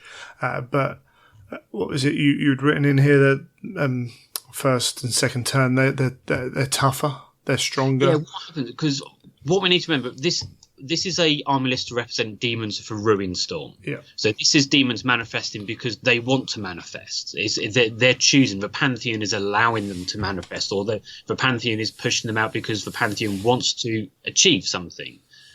These aren't demons which are summoned, and actually that's a very important point that a couple of the designers mentioned is summoned demons are very different to demons for Ruin Storm. Summoned demons are there because someone has brought them into the material world for a specific purpose. Demons of a Ruin Storm are there because they have their own ideas. So it's kind of representing that on different terms of the games, they have different effects. So turn 1 and 2, all demons of a Ruin Storm get +1 strength and toughness to their base profile, and all lesser demons, because they don't separate them out now into things like bloodletters, horrors, etc. We can talk about that in a bit if you want to, but your standard lesser demon profile is strength toughness 4. Oh, nice. So first couple of games of the turns of the game, things like bolters and so on, they're going to be struggling to do things against them, which is where you need to bring in your heavy bolters, your autocannon and so on. Turn 3 and 4, standard profiles come in, so strength toughness 4 for your lesser demons, and then turn 5 and 6, and obviously turn 7 if you go that far, then -1 strength and toughness, because it's representing the fact that the warp needs to have a certain level to manifest the demons in the first place, and then the warp is ebbing away as the army is becoming weaker. It also links into instability, because obviously in 7th Ed, demons were all fearless, so you never had to take morale checks for them, and there was a big table in the 7th edition codex for instability. That's got rid of, so they do now make morale checks. They're not fearless any longer, but if they fail the morale check, then you roll on an instability table. That could be either they lose some wounds, and they may be able to get a save against that, or they could lose wounds with no save, or it could actually, they become more powerful. They get bonuses to their stat line because the warp is invigorating them. Right, yeah. So it represents that kind of, well, the chaos of the warp. Absolutely. Yeah, no, that all sounds really cool. And arriving on the table as well, because of the nature, as you said again, of running a shooting army is not easy. Demons are going to have to get there quicker. Or get there without having to run through such a gauntlet. And so they don't deep strike on, and all the inherent issues with that the old 7th edition book had. But you essentially place these kind of, was it the templates? Yeah, warp risk. So what you have is, you have your standard mission deployment zones and so on. So the opponent always follows the standard mission procedure for deployments, etc. Sure. Once the opponent has set their army up, the demon player, before any infiltrators are placed, sets up 3 5-inch templates anywhere on the board outside the opponent's deployment zone. Then you can place your infiltrators down. The warp rift templates, they're a large 5-inch template, so I can imagine some people will model these really nicely. I can see some fantastic conversions coming for these. They count as enemy units, so infiltrators can't get too close to them. The warp rift then represents the edge of the table for deployment. Yeah. So the actual template itself, the inside of the template is impassable terrain, so then you can't get silly shenanigans with skimmers hanging over them or whatever. So they've removed that problem. So any demon unit set up after the infiltrators within X amount of distance of these templates, and then any reserves move on from those warp rifts as well. Sounds cool. Yeah, I mean, it offers so much. I mean, potentially, people instinctively went, well, that's really powerful, and some of the playtest reports about, well, that sounds massively over the top, but they still can't charge turn 1. No, absolutely. It's going to be down to how well the demon player places them. Each scenario is going to be different. Every army you play against is going to be different.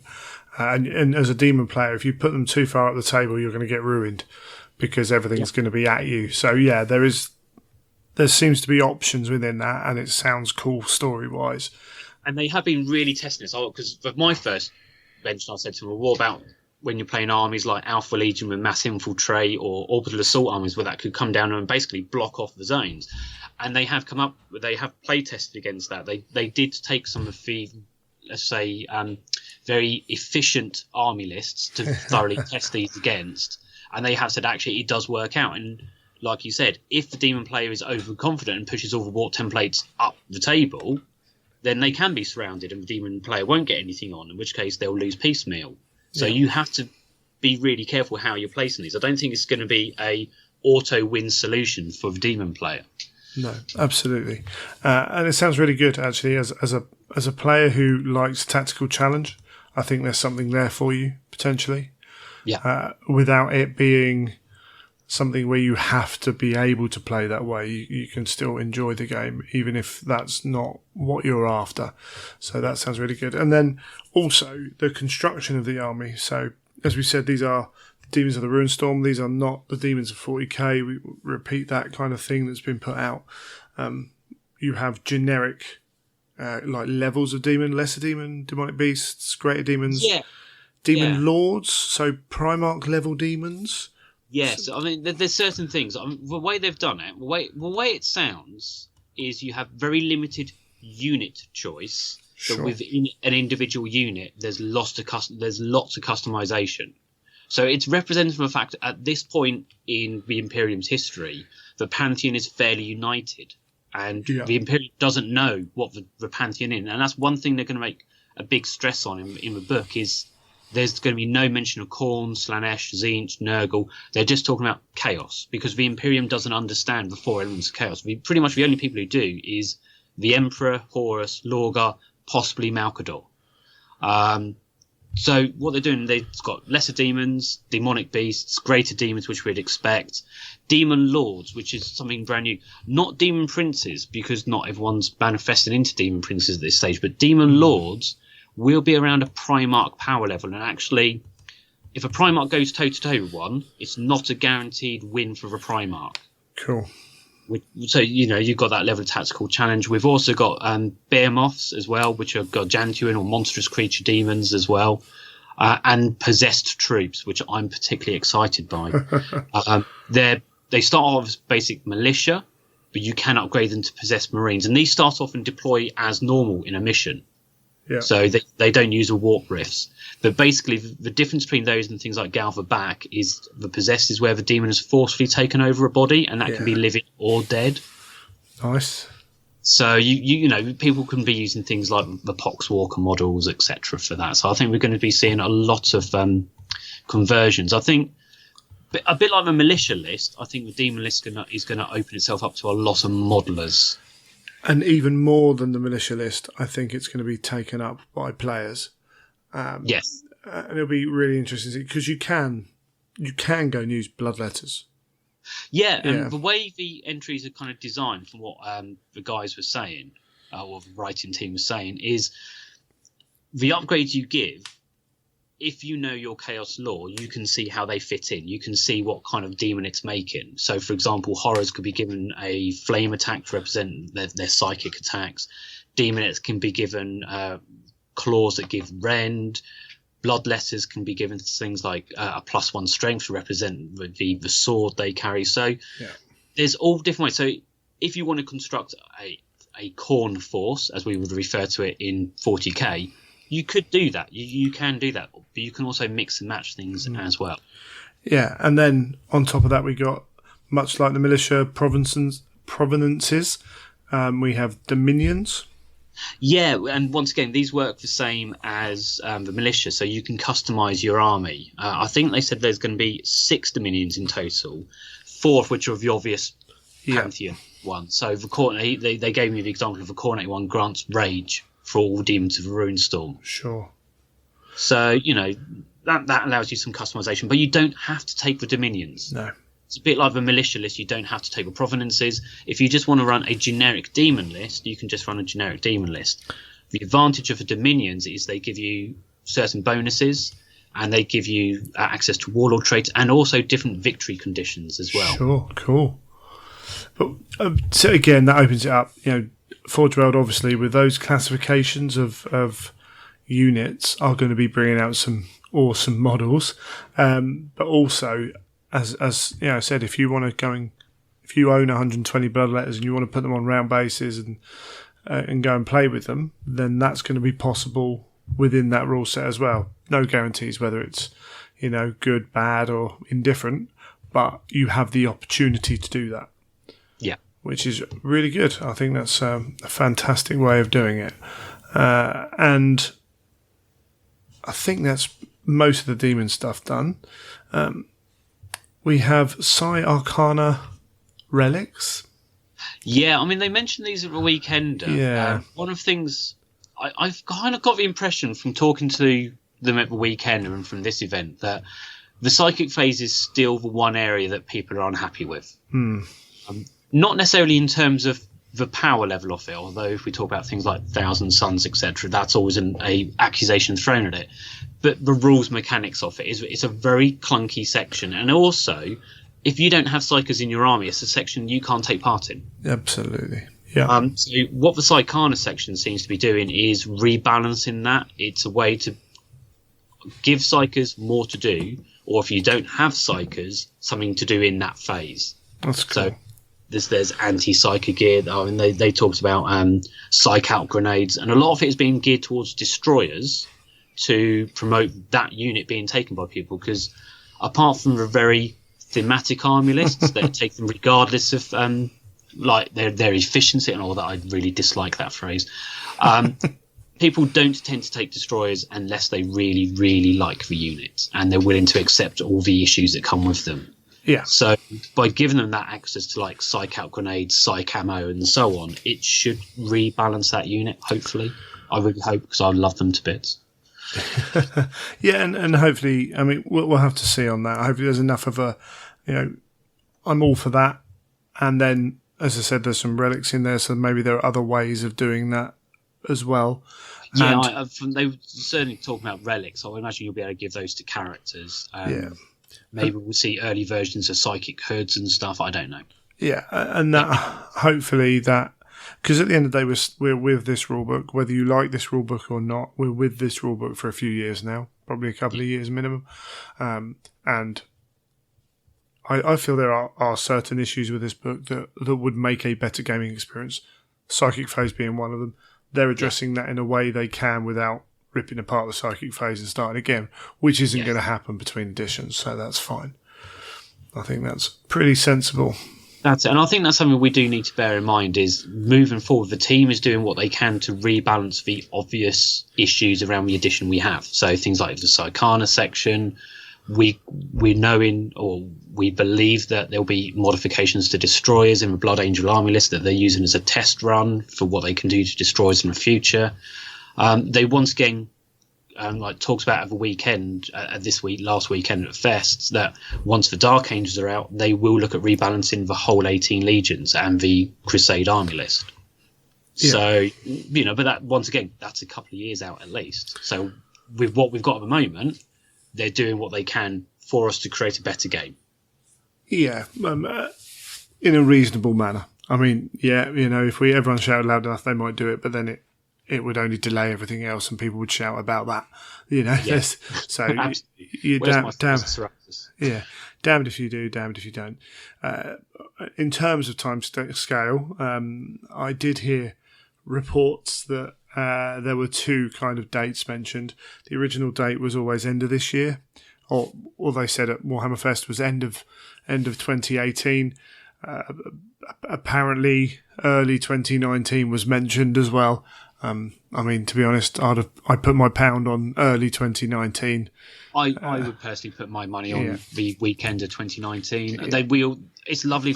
They have a target, and I believe their probably target is to get it out by the end of the year. But we know how this works. We know they're working on a Talons of the Emperor book for 40k. There's other bits and projects in the background as well. There's always delays. You don't know how playtesting goes behind the scenes.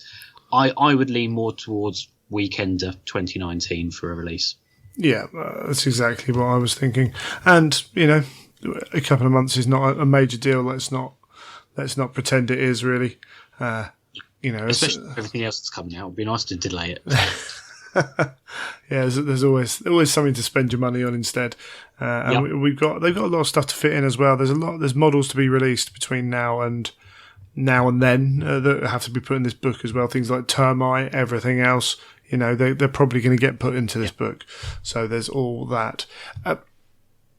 Did you, just to briefly touch on it, did you talk to anyone about the state of heresy in terms of, I know there were a lot of people trying to ask the question. There was a definite attempt to answer the question of a lot of people's fears over stuff disappearing from the website. Yeah, I was in the first Specialist Games seminar. Oh no, it was a Forge World seminar actually, right, on Saturday morning, and they were going through all releases. And it comes to the end of the seminar, or the talky part of the seminar, where they ask any questions, and people did ask the question: what's happening with the upgrades? What's going on? Is it mean Heresy is going? And Tony Cottrell was very, very clear, and he made it very precise that the reason they were removed is because they're not selling, is a simple answer. People aren't buying them, and their stock space is extremely limited, and there's more and more. We keep talking about all the releases that are coming out. Yeah. Well, they have to store those somewhere, and if certain kits aren't selling, of course they're going to get rid of them. That's standard business practice. Any business is going to do that. Any company that buys and sells goods is going to get rid of stock that isn't selling as quickly as possible. It doesn't mean Heresy is going anywhere. And Tony confirmed, Heresy is still a big part of their team. Because we need to remember the Specialist Games department is a separate department. People often think they're Forge World. They're not. They're a separate department by themselves. They may share a lot of resources with the Forge World team, but they are a separate department. They're under the Forge World banner, aren't they? It's all run via Forge World. But Forge World's been split into those three. Yeah, and it is something that people do forget. And that's why, on the show, sometimes I repeat information. I think the amount of people I see who don't know that, who are commenting in a way that shows that they pay attention, somehow they've missed that out. But, that's the nature of the beast, isn't it? Yeah, absolutely. Hey-ho. If things aren't selling, that does mean we're not going to get other things later. And they did say one of the things they may look at is re-releasing them for a short period as made-to-order products, for example. So if there's enough demand. And it comes back down to feedback. One of the things that the Forge World team, to be fair, and also the main GW studio as well, also is give us feedback. If you let us know things, if you communicate things with us, we will know about it. And it's not just the vocal few on social media and so on. It also means emails being sent through. If people make enough of a not demand, but pointing out that, I would like my Solar Auxilia rapier batteries back, or I need these certain colours to paint for my army, or whatever product it is. If enough people say it, there is a chance it could come back for a limited splash release for a short period of time, or come back permanently. Yeah, they didn't rule anything out. No. They didn't say they're gone forever. What they did say is they've gone. They are currently gone. They may return in the future. And it's important to remember an email sent to Forge World in a manner that's non-aggressive carries 100% more weight than screaming into the ether on Facebook or Twitter. Absolutely. If companies based what they made on what people spoke about on social media, then they'd all go bust. It's just not. It just doesn't happen. But it's all. And also feedback at events. Yeah. Give feedback at events like this weekend. I know a lot of people were talking to the Forge World team about bits being removed, and obviously, one of the things we need to also bear in mind is it's not always Forge World that are making that decision. There is another department behind the scenes that dictate stock levels and what's being sold and so on. And a lot of those items were removed by that department because the sales figures weren't good enough, basically. Yeah. So it's all fun. If things are fed back, people can act on them. If no one communicates about it, then things will just continue as they are. Yeah, absolutely. Anything else just before we head off you want to talk about heresy-wise? I think probably the only thing that could be heresy-wise is the reprints of old rulebooks, things like Rogue Trader, Slaves to Darkness, have completely stunned Games Workshop by how popular they've been. And stunned no one else. And there are plans to do more. Cool.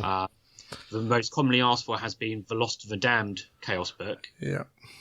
And the comment was, well, if we've done Slave to Darkness, I can't see why we wouldn't be doing Lost of the Damned. But that's no confirmation it is happening, obviously. And the 2 Orc books. But obviously for us as Heresy players, Lost of the Damned has so much old lore and useful lore in it that, you know, a lot of people would really enjoy that book.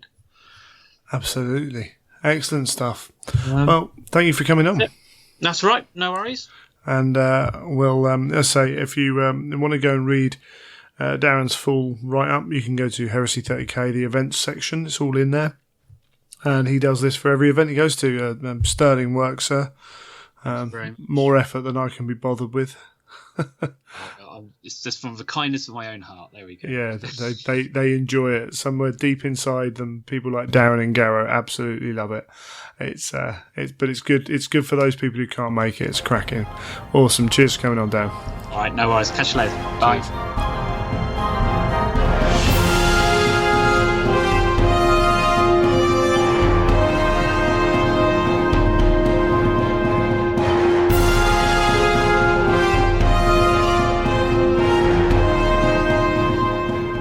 Special thank you for getting to the end of this show. Recording such a long time by myself is not ideal. Fully aware of that. Unfortunately, real life happens, and the timescales with everything going on just meant that this was the only way to get the episode out. We're going to have to review in the future when we've got such a small time between recording, like needing to record, and an event having happened. How we go about doing that, I don't really want to wait 2 weeks when we are doing something like this. Also, might need to look at how we cover these kind of events, because there is a danger that this episode has only got value for so long a period of time because it's time-sensitive material.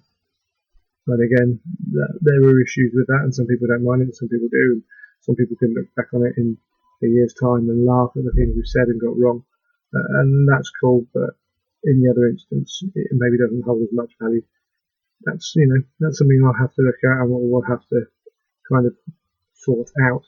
However, I feel that in this show takes on a bit of a mantle doing these kind of things, trying to get information from these places as accurate and as full as possible. It's not always possible. Don't always get the information that some other people can get. Don't always ask the right questions. Sometimes it can be the most innocent thing that finds out a bit of information that no one else has found out.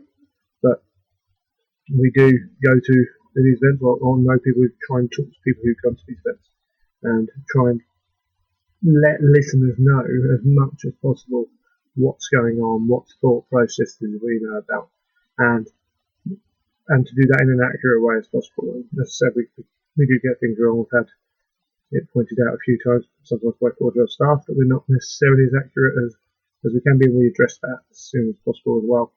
The other thing I think is important to be honest about that.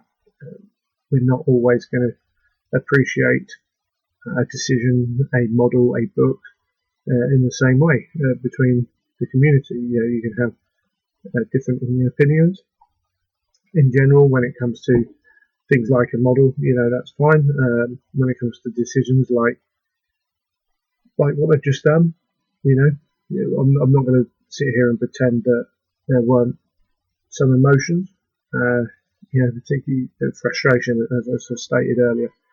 We get these, we're humans, and I'm not going to sit here and have a yes show, but in general, as I think people will realise who've listened to the show for any period of time, we are both positive and enjoy what we do, and I'm not going to come on here either and spend my time being negative about something I love. That seems counterproductive. So that's just a little bit of kind of thinking about what's going on, and maybe you've got some thoughts about that as well. Feel free to send them in. It's always great to hear ideas and what people are thinking about from the other side of the speakers, as it were. But we'll have a little review in time for the next event. I know we've got Black Library Live coming up. I won't be at that, but I think Michael will. And the Specialist Games and Horus Heresy Forge World Weekender, not Weekender, sorry, Open Day, whatever title that is. I've actually booked a ticket for that, hoping I can go, because I didn't want to go and not be able to get a ticket. So fingers crossed we'll be up for that as well, which would be great to see some people at. But anyway, as I said, if you have any feedback, anything you want to talk about, any questions you want to ask either of us, Greg at theimperialtruth.com and Neil at theimperialtruth.com for your emails. If you want to keep up with what we're going on with, the best way to do that is probably Facebook. So you can go and find the Imperial Truth on Facebook, and there's the group and the site and the page. Should I say the page has got links to all the army lists from London Heresy, which is going on the weekend of release. So if you're listening to this as soon as it comes out, then that might be interesting. We will cover that next episode a bit and probably go back and look through the lists. Didn't have time to do it in the build up, but in doing it afterwards we get that benefit of hindsight as well. So there's some interesting additions, and I've broken down the number of like Lords of War and units available, characters and things like that amongst the lists, and some patterns there that may be quite interesting. It's not as easy to judge that information as it is when there's a tournament, because we don't have a Swiss pairing system and all that kind of things. But there may be some omissions particularly that will highlight kind of things that people don't collect or don't think are as viable or as fun to play, I suppose, in their lists. So yeah, really looking forwards to that. And then on Twitter as well, Imperial_Truth, and the Facebook and the Twitter are linked. So if you only use Twitter, you can get the general gist of what's going on there, and I'll try and spread across both. You can find Neil on there at Neil Paints, and on Instagram at Neil Paints as well. And I'm at Child of Fang on both of those. But I think we've gone on long enough, especially with it being just me alone. Well, another special thank you for you to listening to this whole episode.